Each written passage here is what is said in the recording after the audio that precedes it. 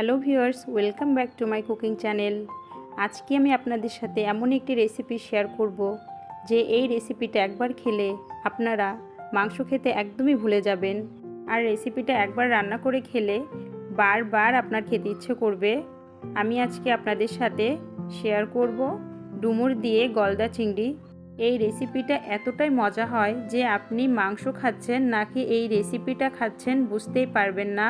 আর এই রেসিপির জন্য আমি এখানে ডুমুর কেটে নিয়েছি। ডুমুর কিন্তু গায়ের ছোলাটা কেটে নিতে হয়, ভিতরে বিচিটা ফেলে দিতে হয়।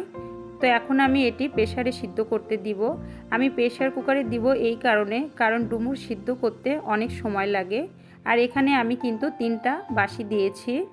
আপনারা প্রেসার কুকারে সিদ্ধ করলে 3টা সিটি দিয়ে দিবেন, তাহলে একদম সিদ্ধ হয়ে যাবে। এই পর্যায়ে আমি লবণ দিয়ে দিলাম 1 চা চামচ, হলুদ গুঁড়া দিয়ে দিলাম 1/2 চা চামচ।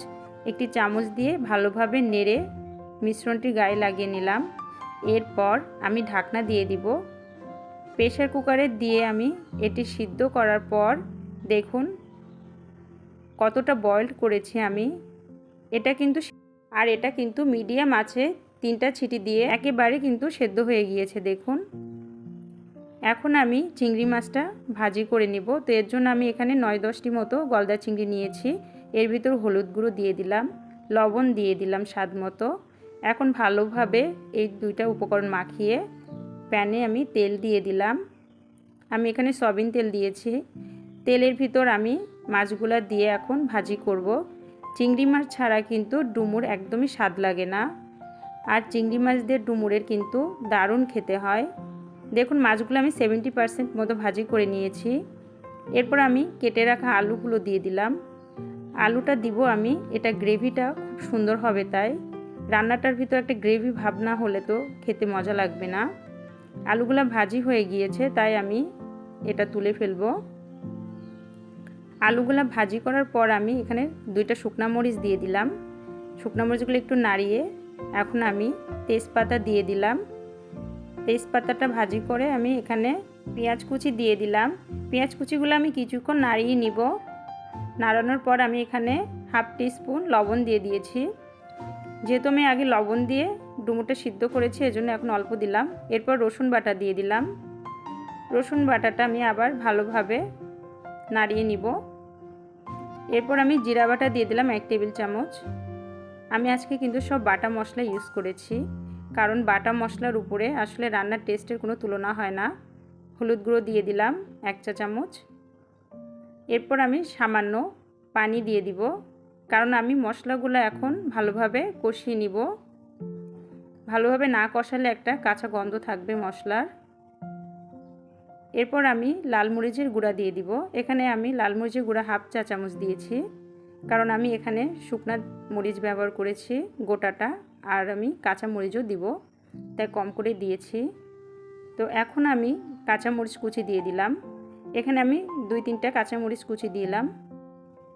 ভালোভাবে নাড়িয়ে আমি যে আলু এবং চিংড়িগুলো ভাজি করেছি সেগুলোও দিয়ে দিলাম। এখন আমি একটু ভালোভাবে মশলার ভিতর কষিয়ে নিব মাছ এবং আলুটা। কিছুক্ষণ কষানো হয়ে গেলে আমি স্বাদমতো চিনি দিয়ে দিলাম। এখানে 1/2 চা চামচ চিনি দিয়েছি। আবার একটু পানি দিলাম। পানি দিয়ে আরেকটু কষিয়ে আমি যে ডুমুরগুলো সিদ্ধ করেছি সেই ডুমুরগুলাও দিয়ে দিব। এটা রান্নাটা কিন্তু ভীষণ সহজ আর একেবারে ঘরোয়া উপকরণে রান্না। আপনারা রান্না করে খেলেই বুঝতে পারবেন এটা যে কতটা স্বাদের একটি রান্না। আর ডুমুর কিন্তু গ্রামের মানুষ খুবই পছন্দ করে এবং খুব অ্যাভেলেবেল পাওয়াও যায়। বাজারেও অনেক সময় আমরা এটি কিনতে পাওয়া যায়। এখন আমি ভালোভাবে রান্নাটা করে নিব। এরপর আমি এর ভিতরে গরম মশলা বাটা দিয়ে দিব। আমি এখানে 1 টেবিল চামচ গরম মশলা ব্যবহার করেছি। আর একটু নাড়িয়ে নিব। মশলাটা ভালোভাবে মাখিয়ে নিতে হবে তরকারির সাথে। এরপর আমি আবারও একটি ঢাকনা দিয়ে ঢেকে দিব।